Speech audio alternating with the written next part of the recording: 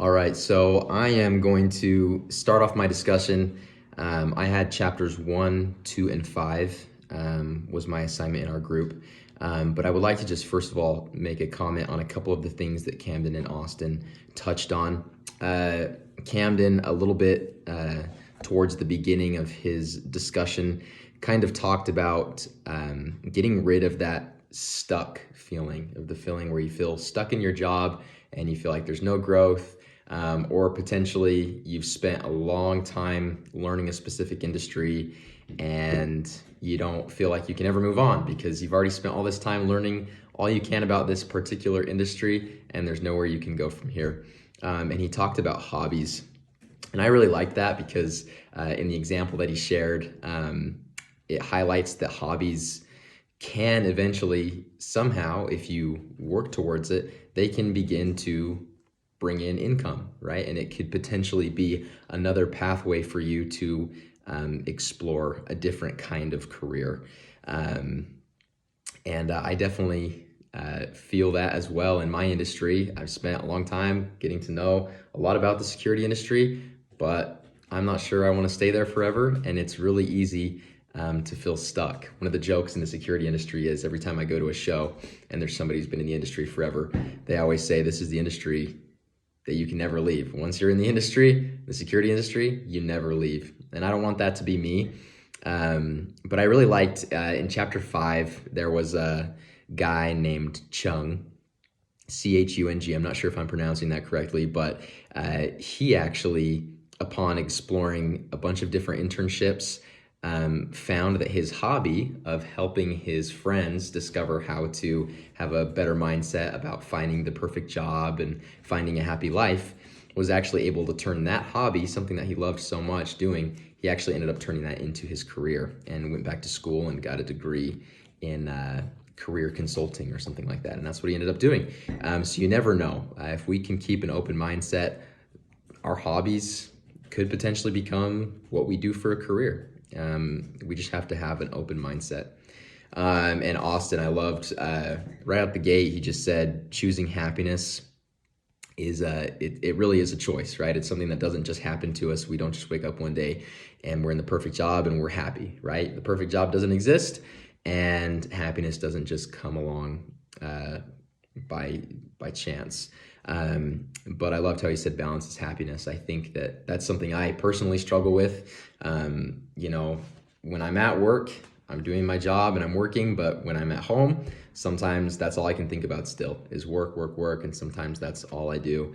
And that doesn't make for a very happy person. Doesn't make me very happy. So choosing to separate work and life and have that balance is what will bring anybody happiness. And, I think balance it depends on the person, right? For one person, maybe a good balance is an 80-hour week, and they're working their tail off, and then they've got minimal time, with loved ones or family, or maybe they don't have many loved ones or family, and so that is a balanced life for them. But for other people, maybe they want to spend more time with family than they do at work. And that's something that they have to pursue and work towards. But balance definitely brings happiness. And so I completely agree with that. But I also loved how when we're talking about a job, right, and a job, how it doesn't bring happiness, there's no such thing as the perfect job anyway, right? Like in chapter 8, I think it was, talking about how we create our own perfect job, right? How we're in an industry and we can choose to make that job a job that makes us happy, right? And we can see it for what it is and create that job and make that job the perfect job for us. In other words, we're in control. And so having said those things, those are some great comments by Kamden and Austin, and they went over some really good stuff in those chapters. I was assigned chapter 1, first of all, and I love chapter 1 because it just talks about having a mindset of starting where we're at. A lot of the times we think we could be too early to the game. Sometimes we feel like we're much too late to the game. Like for example, a lot of people in my shoes as a senior might feel like it's far too late to start over and maybe go to get a different degree or something like that. but the truth is it's never too late to start something brand new. If we've got something that interests us, or we've got an inkling to chase after something that we feel could make us happy, we need to do it. We owe it to ourselves to do it. We've only got one life. So I love how in chapter 1, it just says, start where you're at, right? You're never too early. Just start wherever you are. And one of the things that makes starting brand new wonderful is all the new problems that we have to solve, right? I love how it just says problem finding plus problem solving equals a well-designed life, right? Everything in life is a problem, and problem solving, if we learn how to problem solve, helps us find that happiness that we're looking for, I believe. And a lot of starting where we're at really is all about having what they call in here a beginner's mind. And a beginner's mind is, in my mind, right, I think of Curious George, right? Curious George, he never thinks he knows everything, right? He doesn't know anything. And so he approaches everything with curiosity, with a mindset to learn. And I love one of the quotes it says in here, instead of assuming that we know all the answers before we ask questions, we just need to be curious, right? We just need to be curious. We need to be teachable, and we need to learn a lot. We've got a lot to learn, a lot before us. So that's crucial. If we've been in some other industry for 15 years and we decide it's time to start anew in a different industry, we can't go into that new industry with all this 15 years of experience that's not applicable and just act like we've got all the answers and like we know everything, right? It's time to start from square one, and it's time to be humble enough to do so. So I think that getting started on the right path, humility and teachability is crucial. So crucial. So, and I love that that's kind of where I feel I'm at in school and things like that. That's why I'm in school, is because I need to learn, right? And then I loved the exercise of just assessing our lives, right? And so assessing our lives in the 4 categories: health, work, play, and love, and really assessing where we're at in all of those areas. And I feel like that helped me a lot to assess, how much of my time am I spending working or in the work mindset? How much time am I spending actually having fun and enjoying myself doing something that I love to do? How much time am I spending with those that I love? And how much time am I spending on my health, my physical health, my mental health, my emotional health? I mean, those things are all so crucial. And taking a deep look at what, how close to full I was in all those charts, there's so much room for improvement. I feel like me personally, I could definitely spend more time doing, things that I genuinely love, right? I mean, I really like to run, but I feel like that falls into the health category, right? It can fall into the play category at times, but maybe there's times where I need to cut back on that a little bit and take some more time to enjoy things that I really love to do, really love to play the piano. I haven't had much time to do it, especially in the past couple of years, and I miss it, you know what I mean? And it's something that brings me a lot of joy and a lot of happiness, and I feel as though I've been missing out on that. And so there's definitely things I could do to improve areas there. Anyway, moving on to chapter 2. Chapter 2, building a compass. I liked one of the quotes on the very first page. It just says, it's not hard to imagine that if we added up all the hours spent trying to figure out life, for some of us, they would actually outweigh the hours spent living life, right?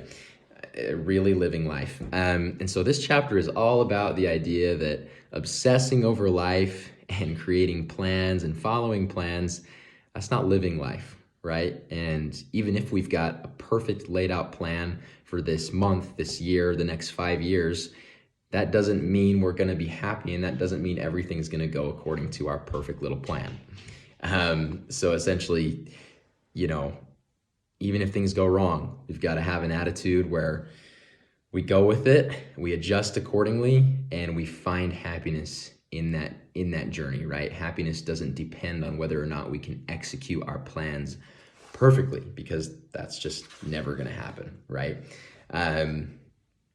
I loved how it said too, it kind of differentiates between designing your life and obsessing about your life, right? Thinking it all the time about what our next move is, how we're going to make money, what our career is going to be, blah, blah, blah. That's obsessing over life. That's not designing life. Designing life means we ask. It gives us some very calculated questions, but I feel we can come up with our own questions as well. But we really have to ask ourselves specific questions, get specific answers, and really know what our values are, right? Because then if our plan goes bad or goes off the rails, we still can tell that we're headed in the right direction, right? And some of the questions that he asks here is, why am I here? What am I doing? Why does what I'm doing matter, right? And those are questions that can help us stay headed in the right direction in life, even if our plan goes off the rails or even if our plan is backwards. And so I love that idea of just grounding ourselves, knowing where we want to be going. And so that way it's like, even it says in here, even if we take a wrong turn, we can always know if we're headed in the right direction still. So even if we get lost, we've got that compass. So great chapter. Not a ton more to talk about from here. That's just kind of the general idea. And I love that because, I mean, for me, I'm such a big planner. I love to check boxes and things like that. And I get really frustrated. My wife knows this. I get really, really frustrated if things don't go how I plan it, right? And if I've got things that I want to do or that I've got planned in my mind, if they don't go how I had planned it, it throws my whole day off, right? And so I like this. I like waking up every day, which is how it probably needs to start. We need to remind ourselves of these things every day. Waking up every day and just, thinking in general, what do I want to accomplish today as a whole, right? What do I want to work towards today? Why does that matter? And what are those values there so that, if my plan goes off the rails for an important reason, right? I can still feel as though I'm headed in the right direction because that reason mattered and it was part of what I felt my purpose was for that day. And I feel like that's helped me take a step back, and I like it. I feel like I don't get as frustrated when things don't go the way I planned, and it makes me feel good to know that at least I'm still headed in the right direction, right? What I did today still mattered, even if I didn't get every little task done that I wanted to get done today. So really cool idea. Very thought-provoking chapter, I thought, in my opinion. So now on to chapter 5. I really liked chapter 5. Another, again, very thought-provoking chapter. But I'm a big golfer, so I loved how right out of the gate it talked about mulligans, right? How if something in our life doesn't, go the way we want it to, we've got endless mulligans. We can start over. We can try again, right? We can make correction shots at any time. But I loved a quote in here. A lot of something that's wrong with a lot of people today is a lot of people think that they just need to come up with a plan for their lives and that everything will be smooth sailing.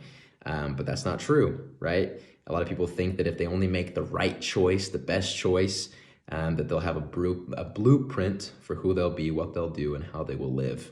And this is really cool. The story of the guy Chung, right? How he had the option to choose between 3 different internships, and somebody approached him and was like, why not try all 3, right? Because he could not decide which one he wanted to do. And he felt that if he chose the wrong one, he'd be unhappy for the rest of his life, right? But this individual opened Chung's eyes, and Chung could see finally that there's actually no best option, right? There's multiple amazing lives and very fulfilling and purpose-filled lives that we could lead. And so sometimes when we're choosing between 3 amazing options, there's no right or best choice. We just need to make the choice and choose to be happy doing that. I love the quote here where he says, we all contain enough energy and talents and interests to live many different types of lives, all of which can be authentic, interesting, and productive. Asking which life is best is asking a silly question, like asking whether it's better to have hands or feet, right? I mean, obviously, we have feet and hands. They've got different purposes. We love them at different times for different reasons. And, if you're a football player or if you're a golfer, you love your hands, you're happy doing it. If you're a soccer player, you love your feet, you're happy doing it. but there's tons of people that could be just as happy golfing as they could be playing soccer. And so I love that insight there. And when Chung finally comes to that realization, like there was no best, he had three amazing possibilities. Down the road, when all of his friends had made their one choice, a lot of them actually found that they weren't on the path that made them the most happy, right? But it's not because of the choice that they made. It's because they felt like that choice was the one and only choice for them, and it wasn't what they thought it was. And so it was hard for them to find fulfillment. And because Chung had that open mind and he knew the tools he could use, and he accepted the fact that there was more than one happy path to take in life, more than one path that could make him happy in life, he actually was able to start helping his friends find this mindset. And then an amazing opportunity came to him, and he had a great idea of how he could find more joy and fulfillment in his life. And he actually went back to school after canceling his other two internships, and ended up getting a job in career counseling, which is really cool. He found his passion. And so I believe that if we can follow this way of thinking, we're going to be more apt and more ready to find what we're truly passionate about, because we've got an open mind, right? We're not only focused on what's going to make us the most money, what's going to give me the most time with my family, blah, blah, blah, blah, all these different things. And I feel as though those are the kinds of people that fall in to these amazing careers that allow them the freedom that they want to have in life. So the thing I'm just going to end on, kind of reaching the end of my time here, but the thing I wanted to end on is the dysfunctional belief in chapter 5 before it talks about Odyssey planning and everything. But I'm so guilty of this. That's why I like it. I need to figure out the best possible life, make a plan, then execute it, right? That's the dysfunctional belief. And I love the reframe here. It just says, there are multiple great lives and plans within me, and I get to choose which one to build my way forward to next. So I liked that quote, and I think those are some amazing ideas and insights. This activity obviously was really cool, working through this Odyssey planning and just thinking about, like, what if everything I was passionate about right now just went away? What would I do? Oh, well, I'd do this. And then, what would I do if money and time were no object? What would I do then? And I loved feeling like these were lives that I could still be happy living. Super awesome. So anyway, that's the end of my time. I've actually almost taken up 20 minutes. My bad, but great book, super thought-provoking, and a lot of things that are very applicable to a college student like me who's close to graduation. So I'm grateful for the chance to read it. So see ya.